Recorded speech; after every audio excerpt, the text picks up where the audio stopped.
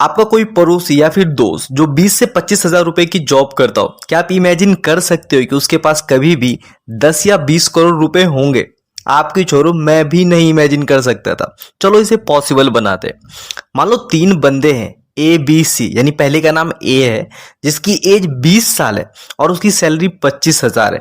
दूसरे का नाम बी है जिसकी एज 30 साल यानी 30 ईयर्स और उसकी सैलरी भी 25 हजार ही है। और तीसरे का नाम सी है, इसकी एज 40 साल है और इसकी सैलरी भी 25 हजार ही मान लेते, यानी कि तीनों की सैलरी एक जैसी ही है, यानी 25 हजार ही है, सिर्फ एज का ही फर्क है।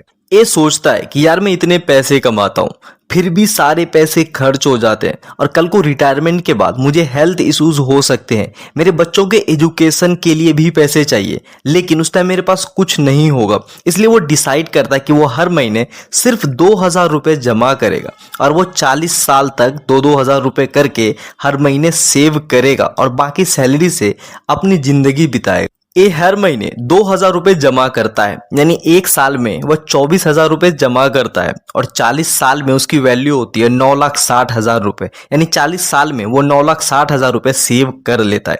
वहीं बी भी सोचता है कि वो अभी पैसे को अब जमा करेगा यानी सेव करेगा, लेकिन वो हर महीने अब 4,000 रुपये जमा करने का सोचता है और वह 30 साल तक जमा करेगा, यानी एक साल में बी 48,000 रुपये सेव करेगा और 30 साल में वह 14,40,000 रुपये सेव करेगा।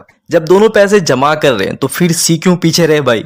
सी भी सोचता है कि अब वो भी पैसे सेव करेगा, लेकिन ए बी के तरह नहीं, बल्कि वो 10,000 रुपये पर मंथ सेव करेगा, लेकिन वो 20 साल तक ही सेव करेगा क्योंकि एज उसकी 40 साल है।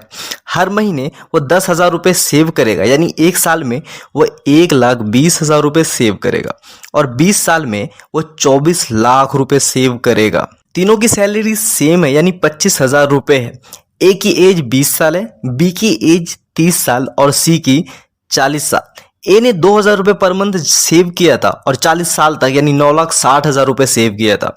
बी ने 4,000 रुपये पर मंथ सेव किया था और 30 साल तक सेव किया था, जिसकी वैल्यू 18 लाख रुपये होती है। सी ने 10,000 रुपये पर मंथ सेव किया था और 20 साल तक किया, जिसकी वैल्यू होती है 24 लाख रुपए। अब इस पर नॉर्मली 15% का कंपाउंडिंग एनुअल रिटर्न लगा देते हैं, जो कि आसानी से मिल जाता है। ए ने, जिसने 2,000 रुपये पर मंथ 40 साल तक सेव किया था, उस पर 15% का अगर हम एनुअल रिटर्न लगा देते हैं तो 40 साल बाद उसकी वैल्यू होगी 6,28,07,511 रुपए। जी हाँ। वहीं बी, जिसने 4,000 रुपये पर मंथ सेव किया था 30 साल तक और उस पर भी 15% अगर हम रिटर्न लगाएं तो 30 साल बाद उसकी वैल्यू होती है 2,80,39,282 रुपये। और वहीं सी, जिसने 10,000 रुपये पर मंथ सेव किया था 20 साल तक और उस पर अगर हम 15% का रिटर्न लगाए तो उसकी वैल्यू होती है 1.5 करोड़ रुपीस।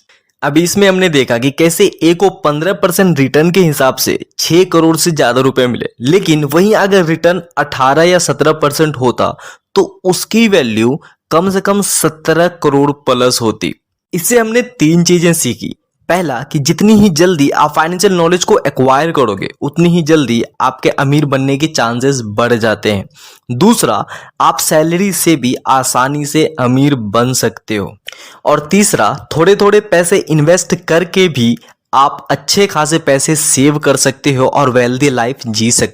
अब सोच रहे होगे कि अगर ये इतना ही आसान है तो हर कोई अमीर क्यों नहीं बन जाता। दरअसल बात ये है कि हमारा एजुकेशन सिस्टम ही कुछ ऐसा है।